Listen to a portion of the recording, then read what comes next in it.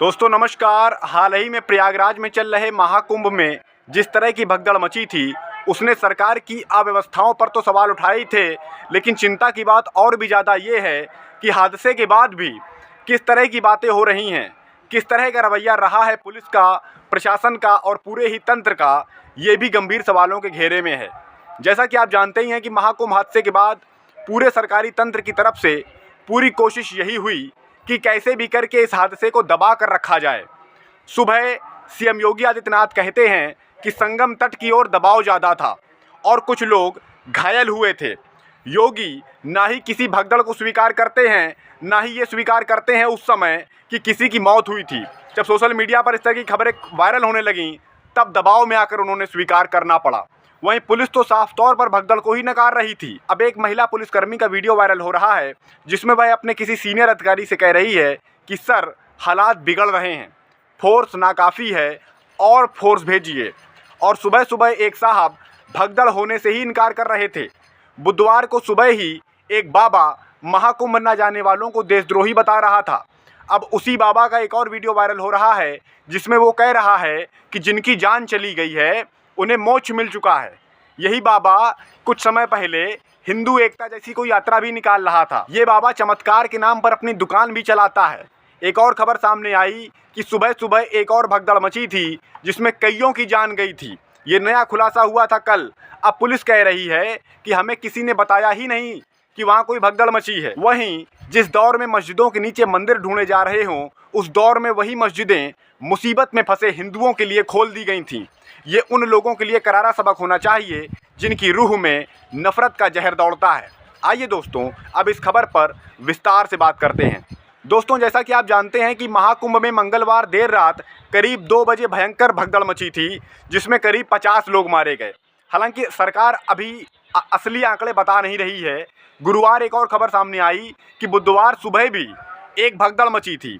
ये भगदड़ संगम से करीब 2 किलोमीटर दूर झूंसी इलाके में मची थी, जिसमें मीडिया रिपोर्ट्स के मुताबिक करीब 7 लोग मारे गए थे।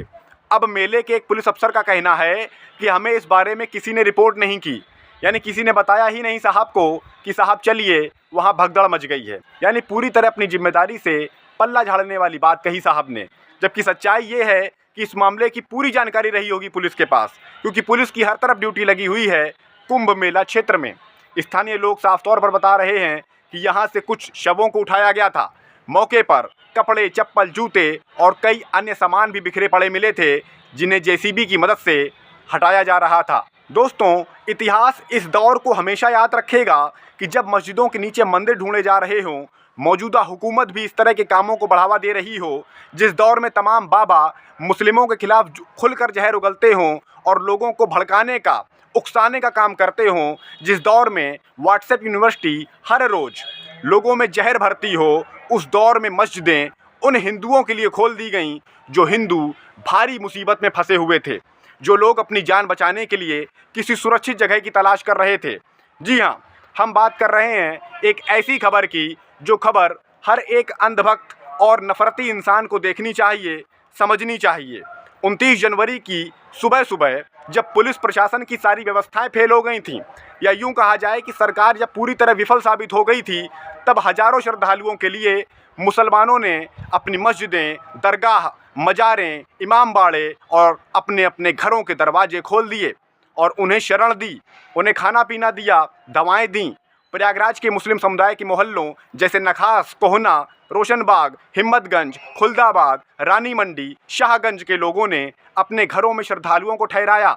जी हाँ, ये है गंगा जमुना तहजीब, जो खासकर उत्तर प्रदेश के सीएम योगी आदित्यनाथ जी को भी खासकर समझनी चाहिए कि ये देश मोहब्बत का देश है, ये नफरत का देश नहीं है। मुसीबत के समय कितने ऐसे बाबाओं ने अपने दरवाजे खोले जो हर रोज़ जहर फैलाते हैं। इस पर आप खोज करिए और चिंतन करिए। वैसे इतना सब कुछ हुआ, लेकिन सुबह सुबह पूरा तंत्र इस भगदड़ को छिपाने में लग गया था। एक पुलिस अफसर साफ तौर पर भगदड़ को ही इनकार कर रहा था, जबकि अब एक महिला पुलिसकर्मी का वीडियो सोशल मीडिया पर तेजी से वायरल हो रहा है, जिसमें वो कह रही थी, सर पुलिस भेजिए, भीड़ बहुत है, हालात बिगड़ रहे हैं। पूरा बीजेपी का तंत्र हादसे को अफवाह बता रहा था, जिनमें हमारे सीएम भी शामिल थे और बड़े अधिकारी भी शामिल थे। बुधवार सुबह सुबह भगदड़ को दिखाने की बजाय पूरा गोदी मीडिया फूलों की बारिश दिखा रहा था। एक बाबा महाकुंभ न जाने वालों को देशद्रोही बता रहा था और अब वही बाबा जिम्मेदारों को जवाबदेही से बचाने के लिए कह रहा है कि जिन लोगों की जान चली गई वो मोक्ष को प्राप्त हो गए हैं। एक ना एक दिन सबको जाना ही है। दोस्तों, एक वरिष्ठ पत्रकारों को शब्दों में कहा जाए तो ये मूर्खता का महाविस्फोट है। ऐसे लोगों को जरूर पहचानिए जो मुसीबत में भी आपके काम ना आते हों, जो सिर्फ नफरत फैलाते हों बल्कि सरकार को बचाने में लग जाते हों। इस मामले में शंकराचार्य अभिमुक्तेश्वरानंद जी की प्रशंसा जरूर होनी चाहिए, जिन्होंने खुलकर बताया है कि उनसे झूठ बोला गया कि कोई नहीं मरा, सब अफवाह फैलाई जा रही है। उन्होंने मुख्यमंत्री का इस्तीफा भी मांगा, जो होना भी चाहिए। वैसे दोस्तों, महाकुंभ में हुए इस भयंकर हादसे के बाद से ही लगातार इसके कारण तलाशे जा रहे हैं कि आखिर कैसे ये भगदड़ की स्थिति पैदा हो गई। कहा जा रहा है कि वीआईपी मूवमेंट्स की वजह से भगदड़ के हालात पैदा हो गए। दोस्तों, वरिष्ठ पत्रकार प्रशांत टंडन जी ने बताया है कि हालात वीआईपी मूवमेंट से नहीं बिगड़े थे, बल्कि हालात इसलिए बिगड़े क्योंकि काफ़ी देर तक वीआईपी लोग मूवमेंट ही नहीं कर रहे थे। यानी वे जल्दी से स्नान करके महाकुंभ स्थल से निकल नहीं रहे थे, जिनमें बड़ी संख्या में नेता शामिल हैं, क्योंकि उन्हें स्नान करके सेल्फी लेनी थी, फ़ोटो खिंचवानी थी, रीलें बनवानी थी और अपने समर्थकों तक पहुंचानी थी। इस वजह से काफ़ी देर तक रास्तों को ब्लॉक करना पड़ा था, जिसके चलते हालात बिगड़ते चले गए, भीड़ का लोड बढ़ता चला गया और जाम लगता चला गया। ऐसा हर रोज़ होता था। जबकि महाकुंभ जैसे किसी भी बड़े आयोजन के प्रबंधन का एक सिद्धांत होता है कि मूवमेंट होता रहना चाहिए, लोग आगे बढ़ते रहने चाहिए, कहीं रुकने नहीं चाहिए। पर यहाँ तो एक तरफ एक अलग ही खिचड़ी पक रही थी। वैसे दोस्तों, ऐसा नहीं है कि महाकुंभ में वीआईपी पहली बार आए हों। हर बार महाकुंभ होता है, हर बार वीआईपी आते हैं, लेकिन अब की बार महाकुंभ बीजेपी सरकार आयोजित करवा रही थी। उसकी तो आदत ही है किसी भी धार्मिक आयोजन का लाभ उठाने की कोशिश करना, सियासी लाभ, ताकि चुनाव में उसे फ़ायदा मिले। वैसा ही अब की बार भी हुआ था। दिल्ली चुनाव के पहले लगभग हर रोज़ कोई ना कोई मंत्री, संतरी, नेता डुबकी लगाता रहता था, जिससे हर रोज़ तगड़ा जाम लगता था और लोगों को भारी परेशानियों का सामना करना पड़ता था। बात तो बिल्कुल साफ है कि महाकुंभ में जैसा खर्चा होना चाहिए था वैसा नहीं हुआ। जो दावे हुए सब फुस साबित हुए।